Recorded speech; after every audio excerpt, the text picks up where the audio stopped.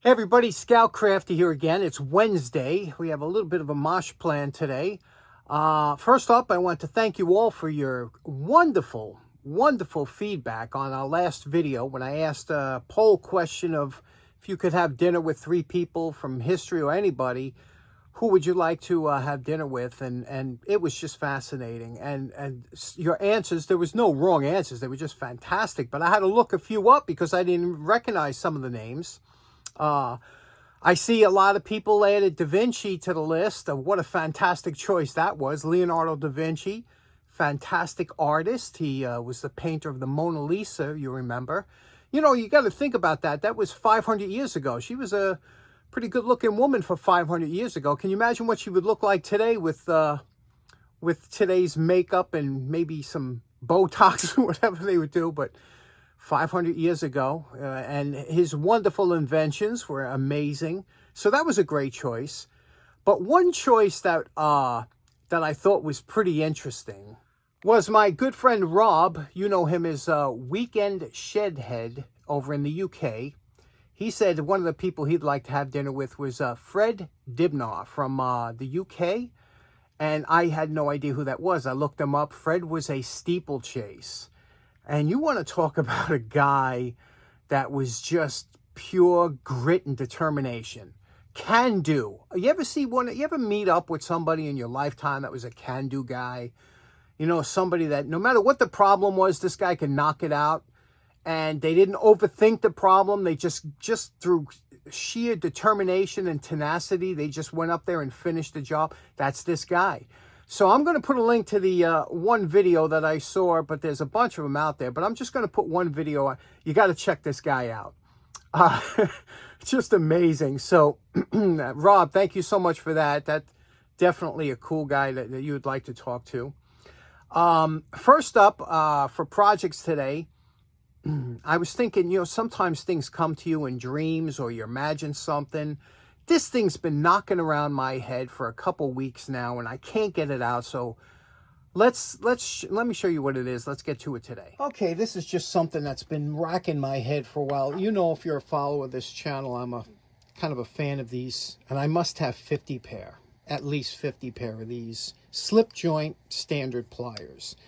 However, the other day I was thinking about these, and I every once in a while I like to customize a tool for one reason or another, and I have enough of these that I could do whatever I want. I had this vision of making this an angled head on here so that you can, because the tip sometimes on these are a little hard to get into something, but I'll show you what I mean. What I'd like to do is put an angle on the edge here, almost like a diagonal cutter, and clean these up. There's no name on these. They're kind of, but they are a nice pair. So, and they do have the bolt, which is nice. So what do you say we try and see what we can do, and if that comes out well? Before we take it apart, we'll cut that angle, and this way maybe I can get close to, if you're pulling nails, I'll show you. Now we could grind or use the grinding wheel to make that angle, but I'm going to use, because I want to cut a big chunk off first, I'm going to use a cutoff wheel. Cutoff wheels come in different thicknesses. You can see the thickness of that one. Here's a thicker one. Tommy Corolla gave me this one. This is a industrial one. You can see here, and it even comes with the little that it just pops right on with this that screws right onto there. You can use that. Now, when these wear, they wear from the outside because you're just cutting using the edge, so they will get smaller as time goes on until you can't really use it anymore because you start interfering with things here. But this is fine for the small cut we have to make. But the thin ones are nice because they don't use a lot of energy to get, see, it's very thin, but you have to be careful because these can shatter. So always wear your face shield, eye protection all the time, but a face shield is a good idea when working with these because they can shatter, and always you have the guard on there, so just be careful.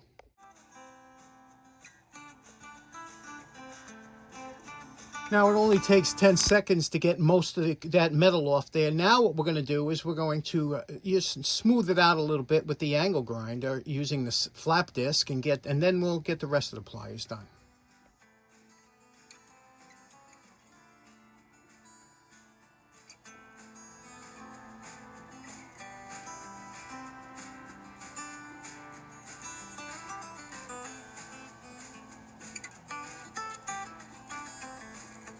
Now, you know my favorite part. Remember what these no-name pliers look like before we started. And we're calling this project done. Now, this is what I was dreaming about. Don't ask me why, but let's take a look at what we did here. First of all, let's take a look at the handles. Everything came out nice. Remember, it's a rusty, probably, if I paid 25 cents for these, I paid a lot. Here's what I did different. Look at this. You see that grind on the tip there?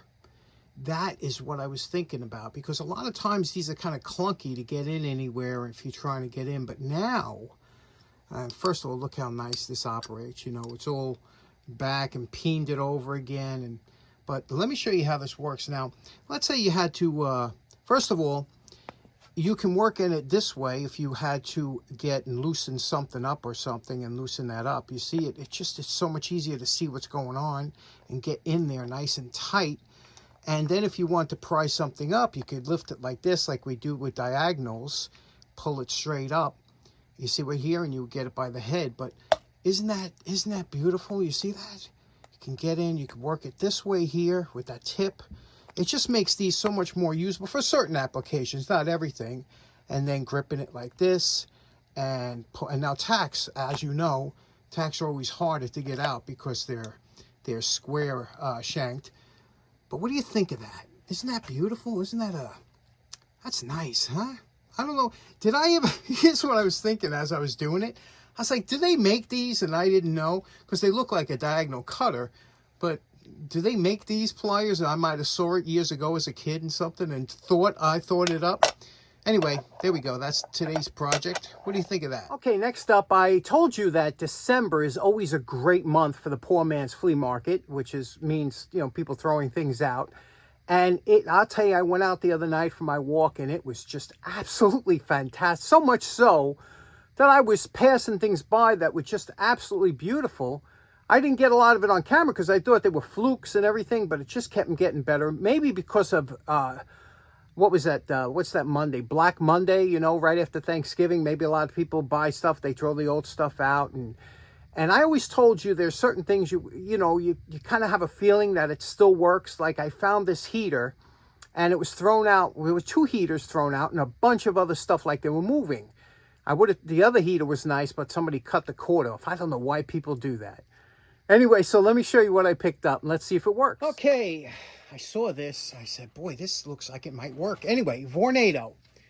Vornado goes back to the 20s. Ralph Oder started a company, and he was making airplane parts and developing airplane power plants, things like that. By the time the 40s came, he hooked up with a guy named O.A. Sutton, and they started making fans. And by 1945, him and those two and another designer came up with the iconic Vornado fan, which I have and found, actually.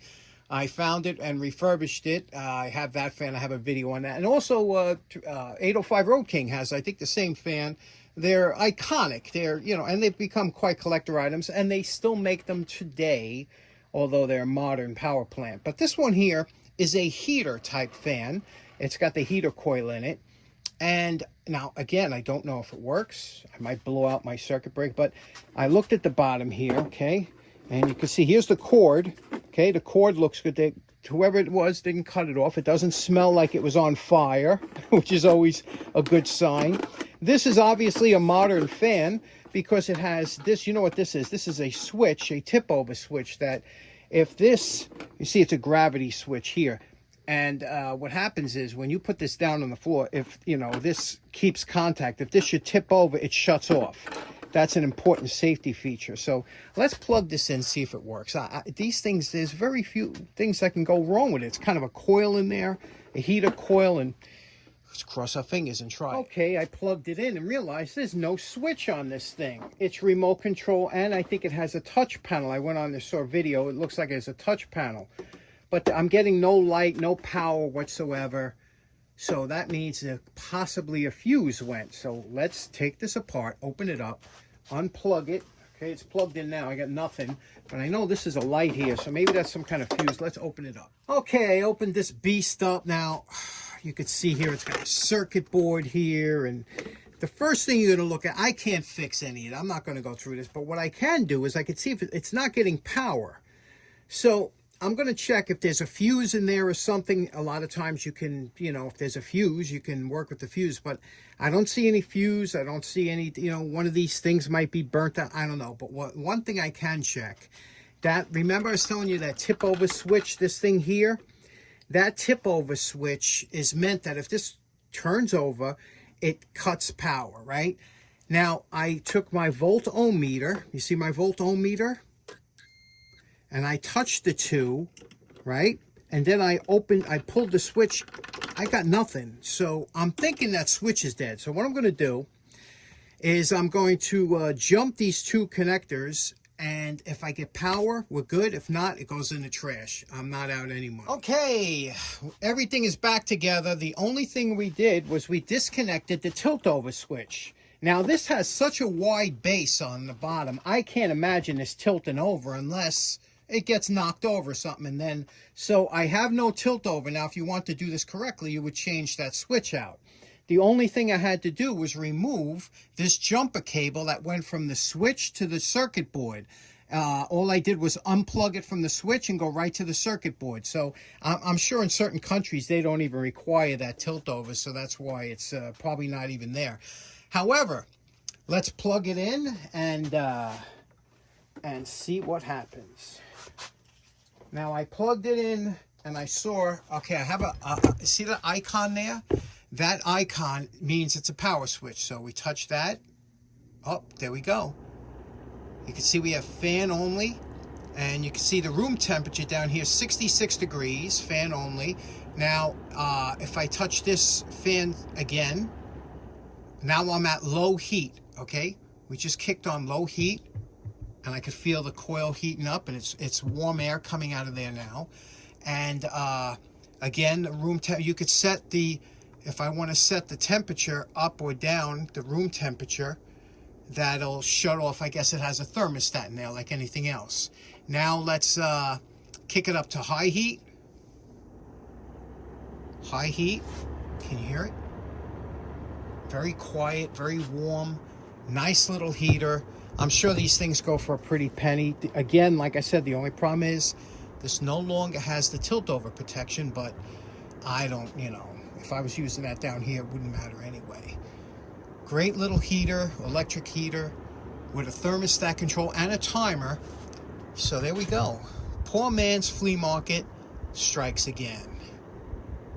Okay, so in closing, that was a nice little find there. A lot of times, my father used to tell me, if you see stuff thrown out and it don't look like it was beat up, or if it don't look, you know, broken, sometimes it's something simple, like a fuse, you know.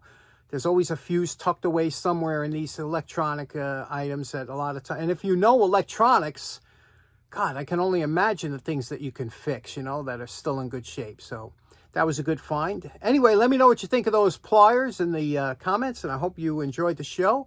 We'll see you again on Friday. Take care now. Bye-bye.